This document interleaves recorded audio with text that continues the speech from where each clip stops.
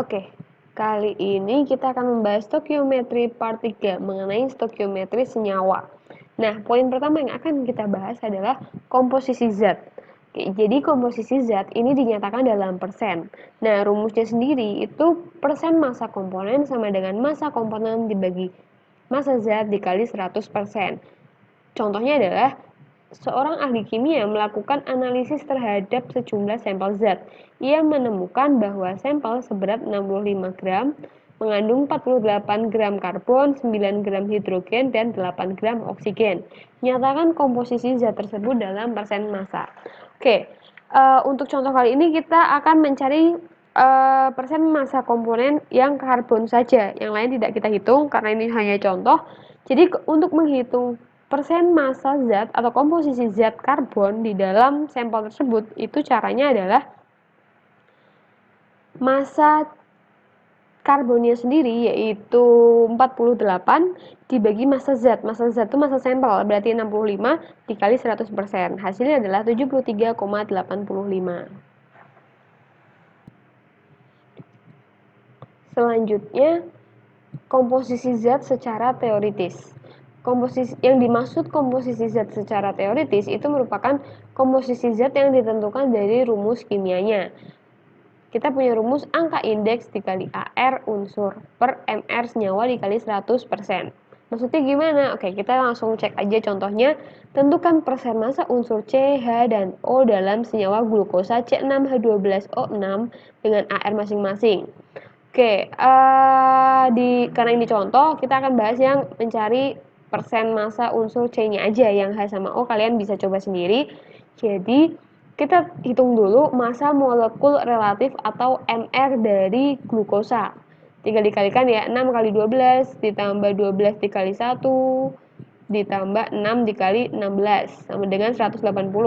Berarti cara menentukan persen massa unsur C itu sama dengan C-nya ada berapa di sini? Ada 6 ya, berarti 6 dikali ARC. ARC itu adalah 12 per MR dikali 100% sama dengan 6 kali 12 per 180 dikali 100% sama dengan 40.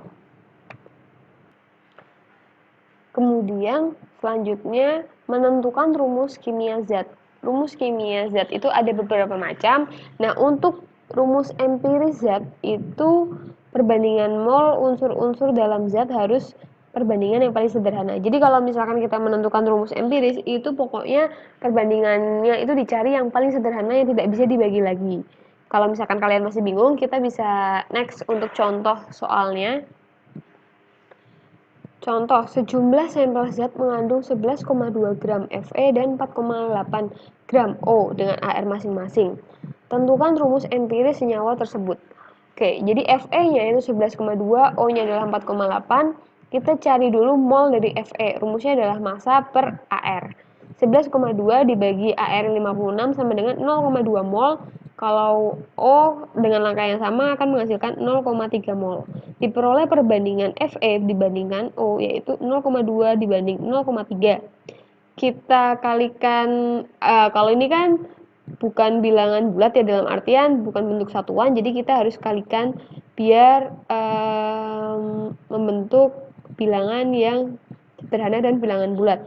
0,2 dikali 10 jadi 2, ini juga dikali 10 jadi 3, maka kita dapat perbandingan 2 banding 3.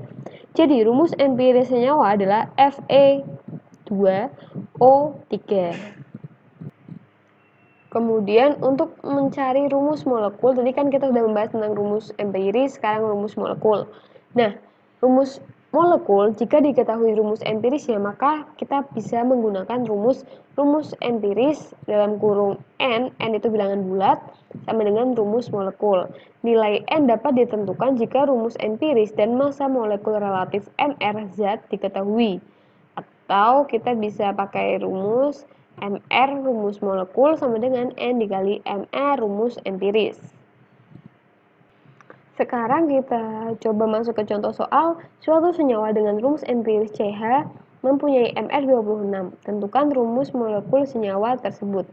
Oke, MR-nya kita tahu bahwa 26, kemudian N kecil tetap N kecil karena belum diketahui, kemudian CH itu terbentuk dari ARC plus ARH, berarti ARC-nya 12, hanya itu 1, berarti 13, maka N-nya adalah 2. Jadi, rumus molekul senyawa tersebut adalah, tadi kan kita tahu bahwa rumus empiris, kemudian N kecil, berarti CH dalam kurung N kecilnya itu 2 sama dengan C2H2. Oke, kemudian kita masuk ke subbab baru yaitu stoikiometri reaksi. Nah, yang pertama kita akan membahas sebenarnya arti dari koefisiensi reaksi ini apa sih? Nah, arti koefisien reaksi itu merupakan perbandingan jumlah mol zat yang terlibat dalam reaksi. Hah, maksudnya gimana sih? Oke, kita coba masuk ke contoh soalnya aja.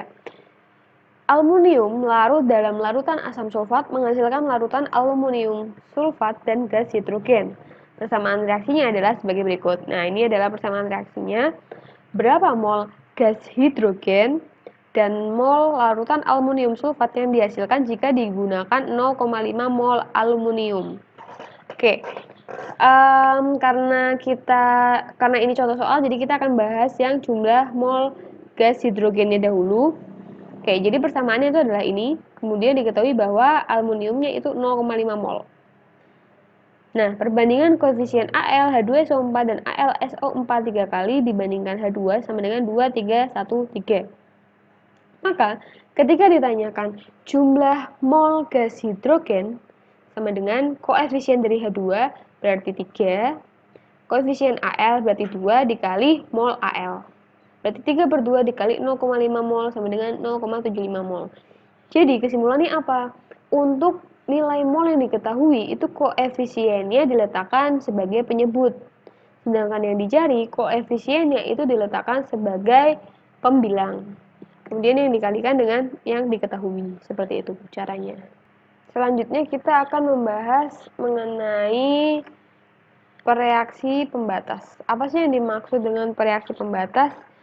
Reaksi pembatas itu merupakan, jadi dikatakan reaksi pembatas itu jika ada zat bereaksi yang akan habis bereaksi lebih dahulu dibandingkan zat lainnya. Nah, bentuknya seperti apa? Kita coba cek langsung ke contoh soal. 1 mol larutan natrium hidroksida NaOH direaksikan dengan 1 mol larutan asam sulfat H2SO4 sesuai reaksi 2 NaOH ditambah H2SO4 menjadi Na2SO4 ditambah 2H2O.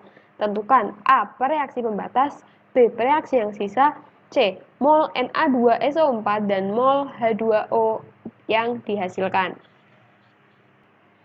Oke, jadi A. Pereaksi pembatas ya. Jadi kan mol masing-masing zat dibagi koefisien, kemudian pilih hasil bagi yang kecil sebagai pereaksi pembatas. Oke, kita cek dulu untuk yang NaOH. NaOH itu 1 mol, koefisien NaOH-nya 2, berarti 0,5 mol.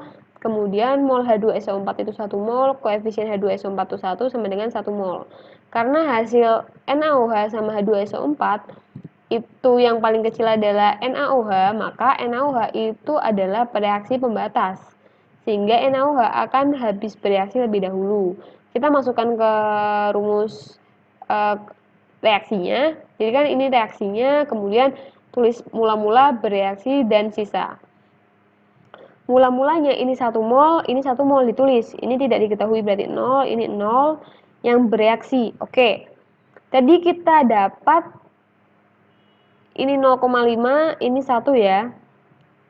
Kita tulis koefisiennya di depan 1, ini 2, dikali mol yang digunakan sebagai pereaksi pembatas. Jadi kan mol yang paling kecil, berarti ini. Berarti dikali 0,5, dikali 0,5, sama dengan 1 mol, ini 0,5 mol. Yang bereaksi untuk NaOH berarti hanya 1 mol. Kalau misalkan H2SO4 berarti 0,5 mol. Kemudian digaris, kemudian dikurangi. 1 dikurangi 1 sama dengan 0, berarti ini habis NaOH-nya. H2SO4 itu 1 mol dikurangi 0,5 mol sama dengan 0,5 mol, berarti ini sisa, ada sisa di sini. Na2SO4-nya karena ini koefisiennya 1, maka sesuaikan jumlahnya dengan yang koefisiennya 1, berarti ini. Berarti 0,5 mol. Yang ini koefisien 2, berarti sesuai dengan ini. Berarti 1 mol. Ini. Yang dipakai yang ini yang tengah. Oke, jadi ini karena koefisiennya 1, berarti ikut yang ini, nilainya 0,5. Kalau yang ini 2, ikut yang ini, berarti 1 mol. Oke. Reaksi yang sisa adalah H2SO4. Ini sisa ya. Kemudian ditanyakan mol Na2SO4 yang dihasilkan adalah 0,5 mol, H2SO4-nya yang dihasilkan adalah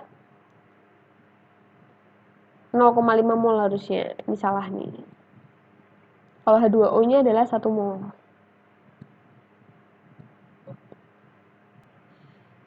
Kemudian, menentukan rumus kimia hidrat. Hidrat adalah zat padat yang mengikat beberapa molekul air sebagai bagian dari struktur kristalnya. Contoh rumus kimia hidrat itu ada misalkan terusi, itu rumusnya CuSO4 dikali 5H2O.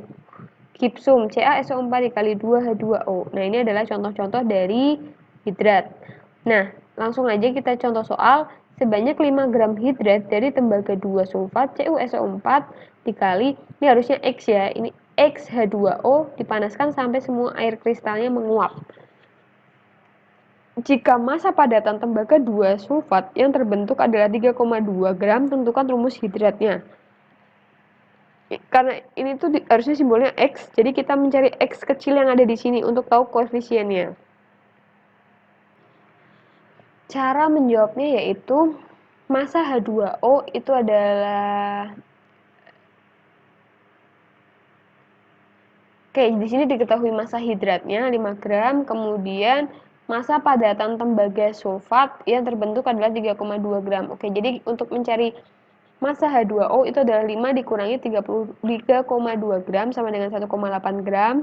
Kemudian kita cari mol CuSO4, massa CuSO4 per mR CuSO4. CuSO4-nya itu ini ya, berarti gramnya adalah 3,2 dibagi mRCuSO4 adalah 159,5 sama dengan 0,02 mol, kemudian mol H2O-nya sama dengan 18 per 8, 1,8 gram per 18 sama dengan 0,1. Persamaan reaksi pemanas CuSO4. Ini harusnya X, jadi belum diketahui. Ini X sama dengan CuSO4 dikali X H2O menjadi ini dan ini. CuSO4-nya itu 0,02, H2O-nya 0,1. Jadi kita punya perbandingan 0,02 sama 0,1. Kita kalikan berapa ya? Kita kalikan 50. Ini menghasilkan 1, ini menghasilkan 5. Jadi kita punya perbandingan 1:5. Berarti 1 CuSO4 itu dikali 5 H2O. Gitu ya caranya ya. Oke, demikian materi bab stoikiometri.